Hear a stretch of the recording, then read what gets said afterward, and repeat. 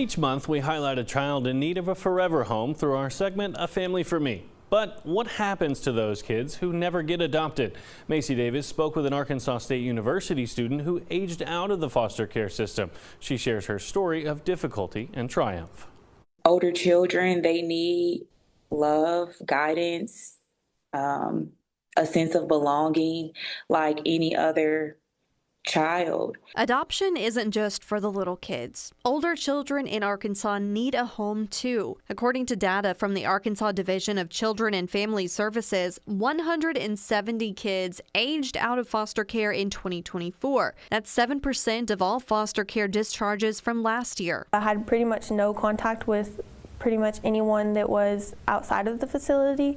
Nona Saulnier entered foster care at 17 along with her two younger siblings. At first, she was placed in a behavioral health care facility. It was very stressful, especially due to the fact that when I was in the facility, I wasn't really in contact with DHS at all, or my parent at that time. She's not alone. In each quarter of 2024, foster kids aged 14 to 17 made up the largest percentage of those waiting for adoption. It's already kind of difficult to adjust, so changing from situation to situation can be really hard. Reunification didn't feel like a fit from the start for Nona, so adoption became the goal. She was almost adopted by her foster family, but ended up reunifying with her mother. Nona still views her foster home as family and even kept their last name. Her little sister was adopted. Nona aged out of foster care in August after turning 21.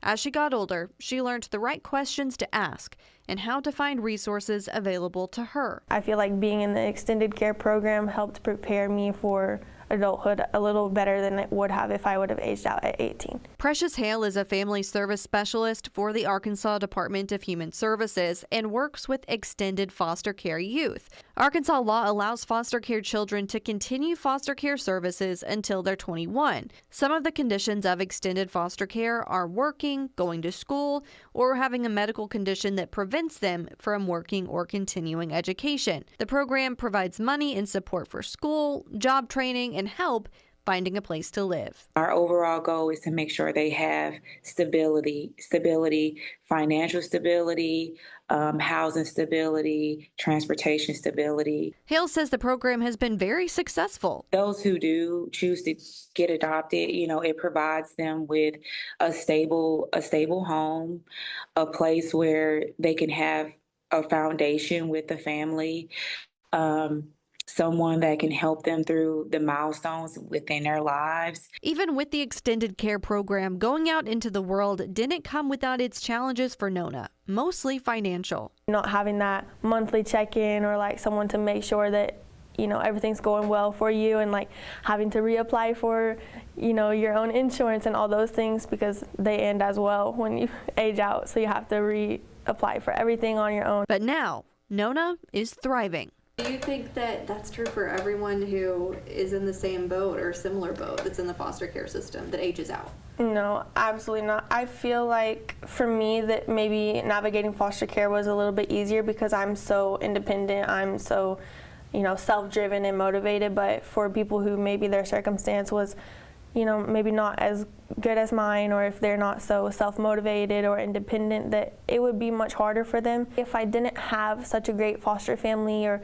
such a great support system, I may not have ended up where I am. I am about to graduate in May, and I actually the other day just got my first interview for vet school. Why should you adopt? As someone who has been an older teen in foster care, Nona said it can make or break a child's success. Even though I decided not to get adopted, I feel that adopting children is really important because it gives them that support system, it gives them that family, it gives them the tools that they need to be successful and potentially get an education and pursue a career. Reunification with family members is DHS's main goal, but that's not always possible.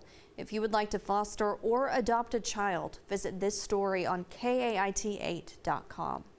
In studio, Macy Davis, live, local, now.